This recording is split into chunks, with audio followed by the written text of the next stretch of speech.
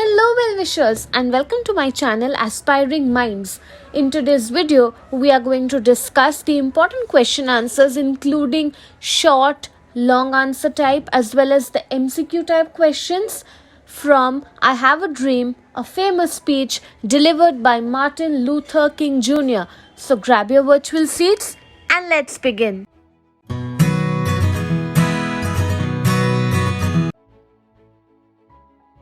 To understand the speech better, let us look at the 4 W's, the 4 important things about the speech.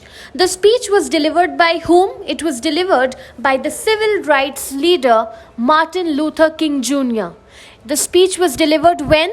On August 28th, 1963, where? During the March on Washington for Jobs and Freedom. And why? The speech is celebrated for its powerful rhetoric, it has compelling imagery, and it played an important role in advancing the civil rights movement.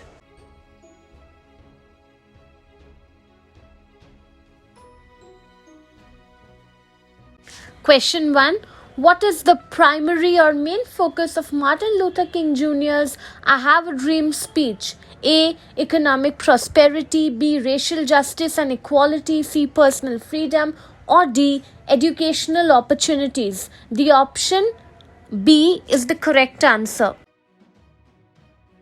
Question 2. According to the speech, what event occurred 50 years ago that is significant or important to the African American community? You have the 4 options for you. The correct answer is option A, Emancipation Proclamation, which I've also spoken about in my detailed video where I have discussed the meaning of the entire speech line by line in details. You all can also go and have a look at that. I'll provide the link to it in the I button above and also in the description box down below. Question 3. What metaphor does Martin Luther use to describe the unfulfilled promises of equality for African Americans? Option A, a mountain of despair. B, a stone of hope. C, a check marked insufficient funds. And D, a symphony of brotherhood. The option is option number C. Question 4. What does the Bank of Justice symbolize in this speech? Option A, economic inequality. B, racial segregation. C, promise of equality and justice. Or D, lack of opportunities. The answer will be option C, promise of equality and justice. Question 5. According to Martin Luther King Jr., when is the time to make the real promises of democracy? A, gradualism. B, urgency of now. C, tranquilizing drug. Or option D, autumn of freedom. The answer is option B, urgency of now. That is what we see in the speech. He says that now is the time when you need to make a change, to come together to fight for the one common cause. Question 6. What is the sweltering summer a metaphor for in the speech? Option A, a period of racial injustice. B, economic prosperity. C, the civil rights movement. Or D, gradualism. The answer is option A, a period of racial injustice. The last MCQ. What does the speech caution against in the process of gaining the civil rights? A, violent protests. B, wrongful deeds. C, gradualism. Or D, lack of unity. The answer is option B, wrongful deeds, because he tells that you need to follow the correct path. It's not a kind of a revenge you're taking, but you're trying to fight for your own rights, but do it in the correct manner. Don't adopt wrong methods.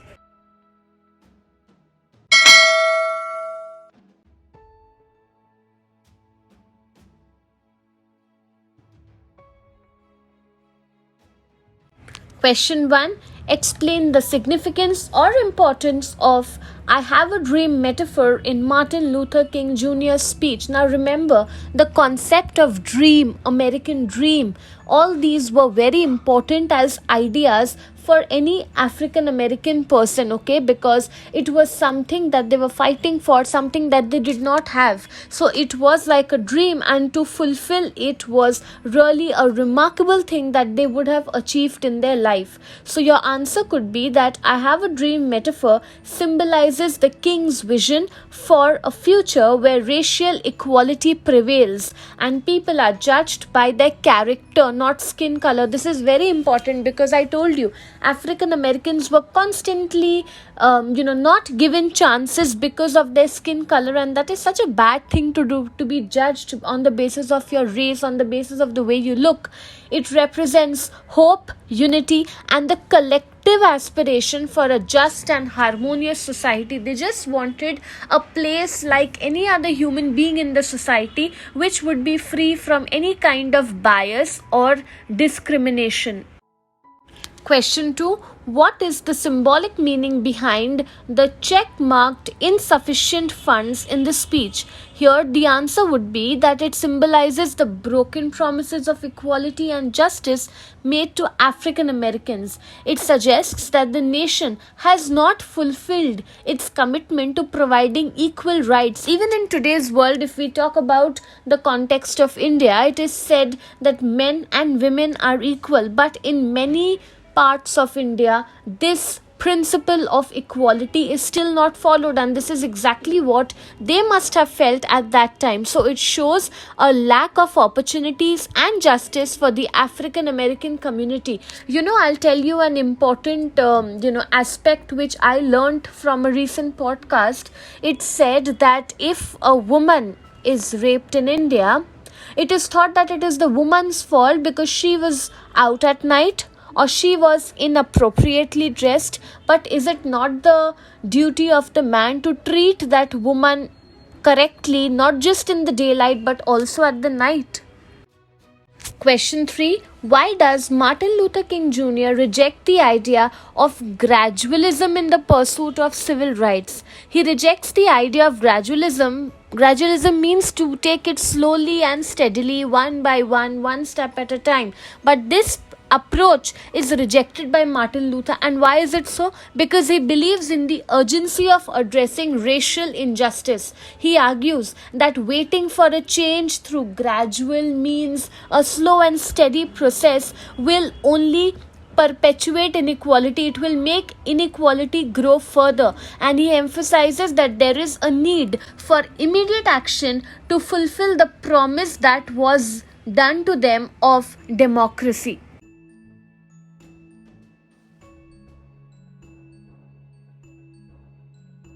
A possible long answer type question that you could get is discuss the historical context leading up to Martin Luther King Jr.'s speech and its significance in the civil rights movement.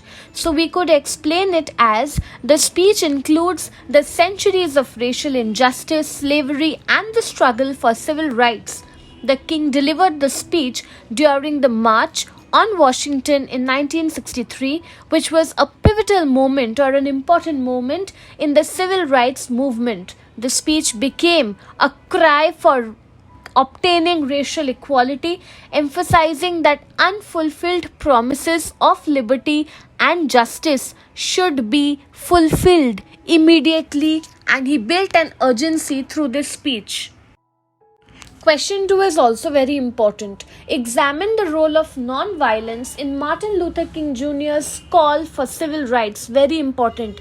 He administrates or he wants non-violence as a strategic and moral approach to achieving these civil rights, because he advocates for peaceful protests, resisting bitterness and maintaining dignity in the face of adversity. Because remember, the African Americans were trying to find and establish a place of their own in the society, but if they got this respectful position through wrong means where they created a lot of havoc and chaos in society, they wouldn't have been satisfied. So non-violence, according to the king, is essential for achieving justice and securing the moral high ground in the struggle for civil rights. Because remember, respect and dignity was of utmost importance for them, because whether it is slavery, whether it is about opportunities, everywhere the African American people were deprived, they were judged, they were outcasted. So because of that, they wanted a holistic approach which would be very, very peaceful, and through that they wanted to have an important position in the society.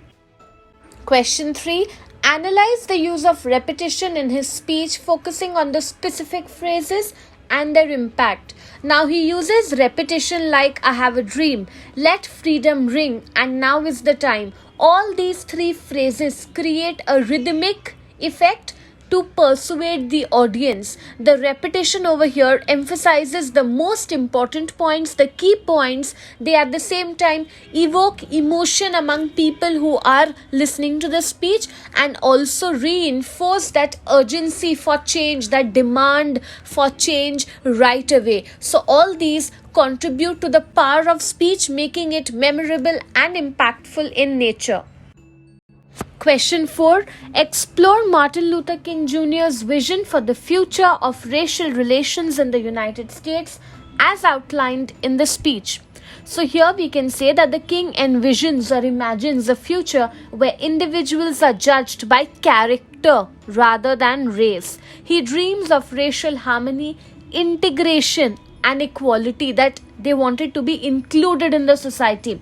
His vision includes an end to segregation, separation, division, the realization of the American dream for all citizens, and a society where freedom and justice are extended to every individual, irrespective of their racial background. I told you how important is the American dream, especially for the African Americans, and you know what? It is relevant even today, because there are many parts of Africa, just as we have many parts of India, where things are not the way we think they should be. So you can imagine that kind of a movement which started then still has it still goes on, it is still there, existing and relevant in today's times as well. And the last question for today: evaluate the lasting impact of his speech on the civil rights movement and the American society. So the King's speech had a profound or a deep impact on the civil rights movement, inspiring and mobilizing the activists. It contributed to the legislative changes, that is, changes at the government level, including the passing of the Civil Rights Act in 1964. The speech has themes of equality and justice which continue to resonate, to echo even today, influencing social justice movements and shaping conversations about race and civil rights in the United States. You can also go and have a look at Maya Angelou's speeches, Oprah Winfrey's speeches, and you will understand the true sentiment of what it takes to be an African American.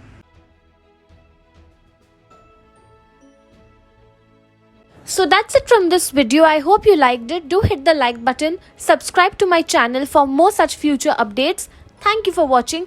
Bye.